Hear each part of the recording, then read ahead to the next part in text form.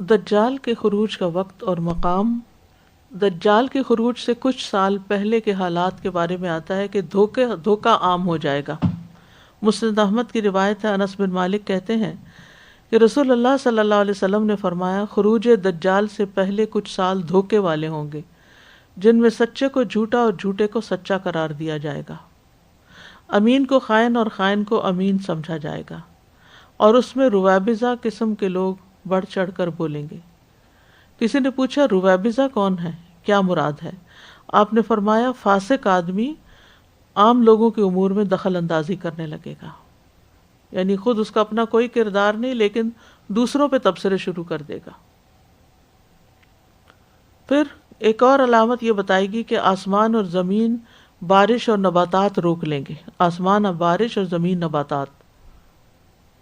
اسما بنت یزید انصاریہ روایت کرتی ہیں، وہ کہتی ہیں کہ رسول اللہ صلی اللہ علیہ وسلم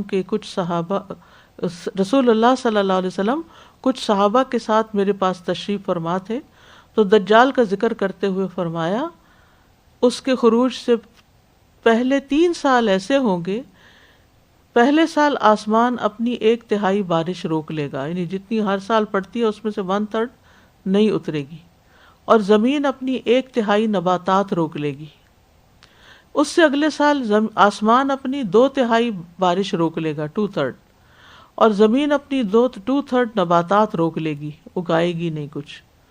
اس سے اگلے سال آسمان اپنی مکمل بارش روک دے گا، اور زمین اپنی مکمل نباتات روک لے گی، یہاں تک کہ ہر ڈاڑھ والا اور کھر والا جانور ہلاک ہو جائے گا۔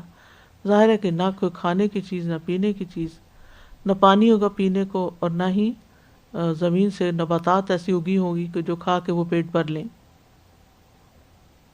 دجال کے خروج کے قریبی دنوں میں ایمان اور نفاق کے 2 خیمے ہوں گے۔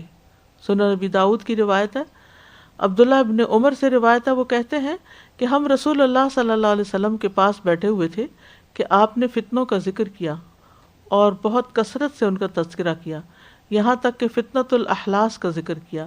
تو ایک شخص کہنے لگا، یا رسول اللہ، فتنۃ الاحلاس کیا ہے؟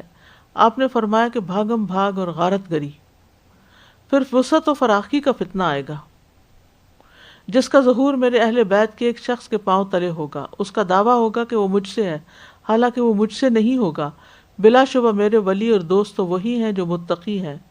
پھر لوگ ایک آدمی پر صلح کر لیں گے، جیسا کہ سرین ایک پسلی کے اوپر، یعنی نامعقول اور نااہل شخص، یعنی جس طرح انسان کی ہپس وغیرہ جو ہیں یہ اس کی پسلی پہ نہیں ٹک سکتی، تو اسی طرح وہ بھی اس اوپر جو لایا جائے گا تو وہ اس قابل نہیں ہوگا۔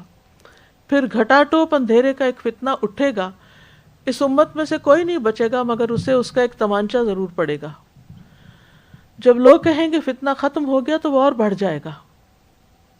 اس میں آدمی صبح کرے گا تو مومن ہوگا، شام ہوگی تو کافر ہو چکا ہوگا، یہاں تک کہ لوگ 2 خیموں میں تقسیم ہو جائیں گے، ایک ایمان کا خیمہ جس میں نفاق نہیں ہوگا، اور دوسرا نفاق کا خیمہ جس میں ایمان نہیں ہوگا۔ بس اگر تم اس وقت ہوئے تو اس دن یا اس سے اگلے دن دجال کا انتظار کرنا، یعنی جب لوگوں کے اندر یہ بہت بڑی تقسیم نظر آ جائے گی تو پھر دجال نکلا ہی کہ نکلا۔ دجال کے خروج سے پہلے لوگوں میں آپس کی بغض اور عداوت مزید بڑھ جائے گی۔ حذیفہ بن اسید رضی اللہ عنہ سے روایت ہے، کہتے ہیں کہ دجال تب خروج کرے گا جب لوگوں میں بغض ہوگا، دین کو ہلکا خیال کریں گے، اور جب عداوت والوں کے درمیان مزید خرابی پیدا ہو جائے گی، تو ہر گھاٹ پر وارد ہوگا، یعنی دجال، اس کے لیے زمین یوں لپیٹ دی جائے گی جیسے مینڈے کی کھال کو لپیٹا جاتا ہے۔ اللہ تعالیٰ محفوظ رکھے، یعنی ہر گھاٹ پہ وارد ہوگا، ہر جگہ پہنچ جائے گا، اور لوگوں کو یعنی کہ مشکل میں ڈالے گا۔ پھر اسی طرح ایک روایت میں آتا ہے کہ قسطنطنیہ کی فتح کے بعد دجال کا خروج ہوگا۔ صحیح مسلم کی روایت ہے، ابو ہریرہ کہتے ہیں کہ رسول اللہ صلی اللہ علیہ وسلم نے فرمایا، قیامت اس وقت تک قائم نہ ہوگی یہاں تک کہ رومی الاعماق یا دابق میں اتریں گے، ایک علاقے کا نام، پیچھے بھی یہ حدیث گزری ہے۔ ان کے لیے ان سے لڑنے کے لیے ایک لشکر مدینہ روانہ ہوگا، اور وہ ان دنوں زمین والوں میں سے سب سے زیادہ نیک لوگ ہوں گے۔ جب وہ صف بندی کریں گے تو رومی کہیں گے کہ تم ہمارے اور ان کے درمیان